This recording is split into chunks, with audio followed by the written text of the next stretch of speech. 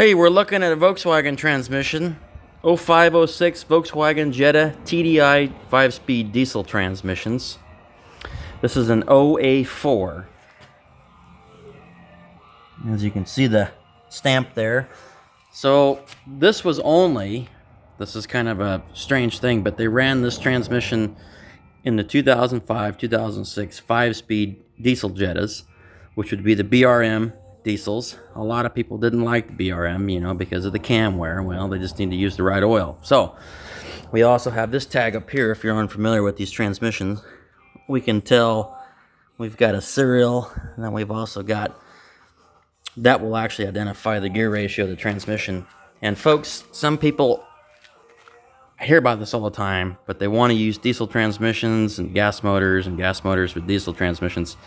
You got to think about the RPMs as far as a diesel motor versus a gas motor. Yeah, you could hook it to it, but if you ran a gas transmission on a diesel motor, you'd be wrapped out. You wouldn't have the bottom end or the long legs. So a lot of people like to change things around. This transmission is almost identical to another transmission called the O2J, which was used basically in the same thing, diesel Jettas. So this is just a 5-speed.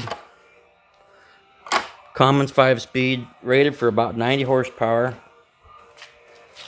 If you build these motors up and put these transmissions on them, I think they'll be good for about 150 horse. Reliably 150 horse. Something I want to talk about is filling procedure on these. So Volkswagen actually recommends, if you read their actual manual, it says that the fluid in these transmissions is lifelong. Well, I believe some of that, but there's a problem with that. When you get hundreds of thousands of miles on these transmissions, guys, these transmissions will leak and they will seep a little bit of fluid. So if you have a mindset that you never need to change the oil or bother looking at it because it's lifelong, that's completely wrong. You have to check, and I recommend you changing the oil. Just think, say somebody bought this car brand spanking new, and all of a sudden they parked it for a couple of years and it sat in tall grass outside. Well, maybe they got a new one or they just didn't want to drive this car anymore. These cast cases, whether it's a motor or a tranny, they actually absorb and they actually get moisture inside of here. Even if it's completely covered all the time, constantly, you're still going to get moisture inside that casing. Guess what happens when you mix with oil? Well, it turns into coffee looking stuff. So I recommend draining these transmissions constantly and checking them. I mean, not every oil change, but just make sure your level's up. Pull this out right here. Stick your finger in there. And when you actually pull this plug, oil should drain out. That means it's already to this level. I recommend just putting a little bit back in there and closing the port.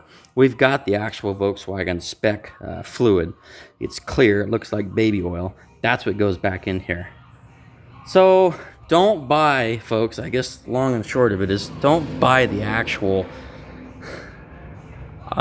lifelong fluid.